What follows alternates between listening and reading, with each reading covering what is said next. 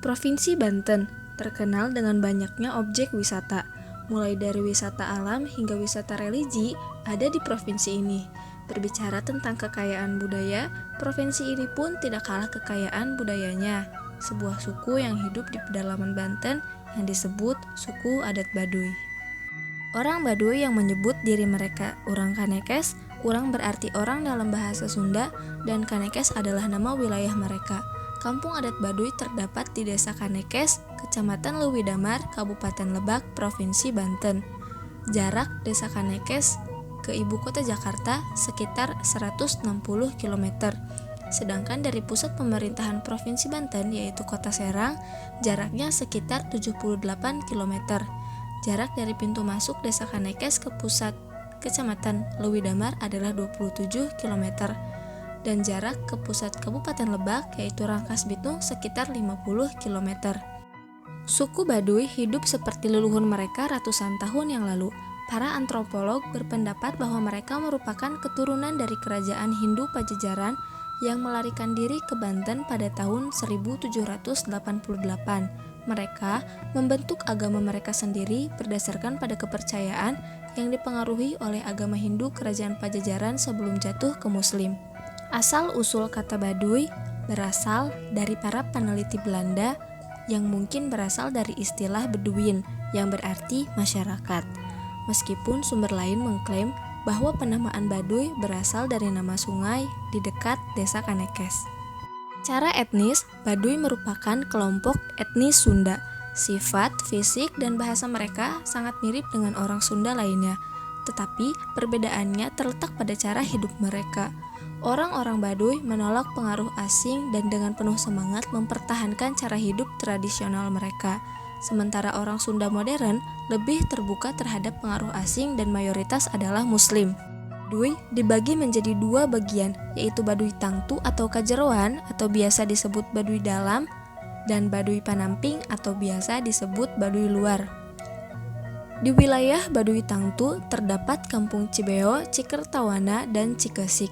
Sedangkan di wilayah Baduy Panamping terdapat 56 kampung. Perbedaan mendasar antara kedua kelompok dilihat dari cara mereka menerapkan aturan tradisi.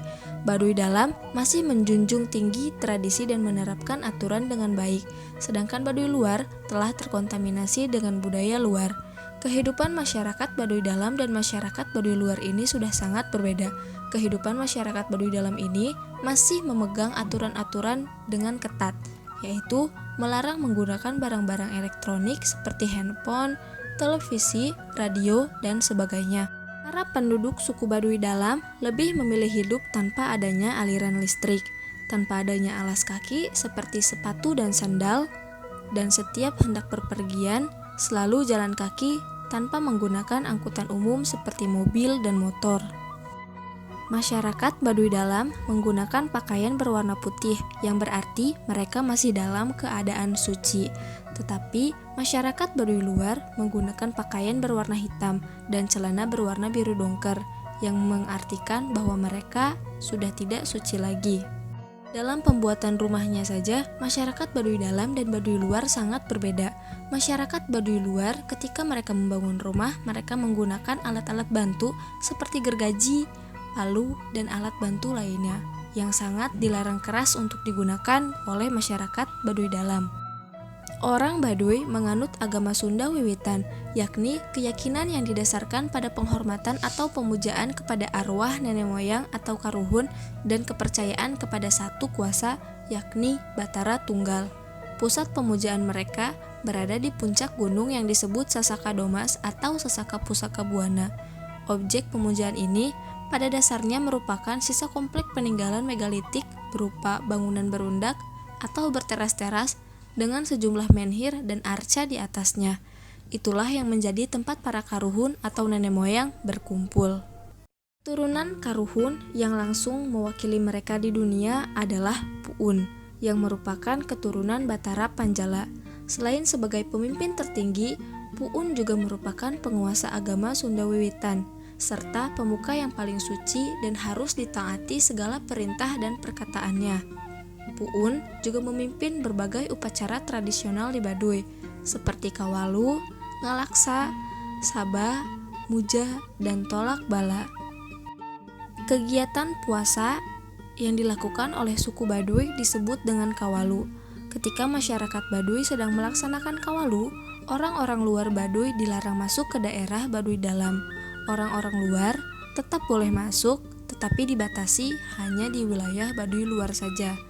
Itu pun dilarang untuk bermalam. Pada saat masa kawalu, mereka terus berdoa kepada leluhur mereka agar selalu diberi keselamatan dan ketentraman untuk hidup mereka. Selain itu, mereka juga mengharapkan agar diberi panen yang melimpah. Pengelolaan alam di suku Baduy diturunkan dari para leluhur sesuai dengan pepatah, yaitu buyut nu dititipkeun ka puun, nagara satelung puluh telu, Bangawan sawidak 5, pancer salawe negara, gunung temenang dilebur, lebak temenang dirusak, larangan temenang dirempak, buyut temenang dirobah, lojor temenang dipotong, pondok temenang disambung, nu lain kudu dilainkeun, nu ulah kudu diulahkeun, nu enya kudu dienyakeun.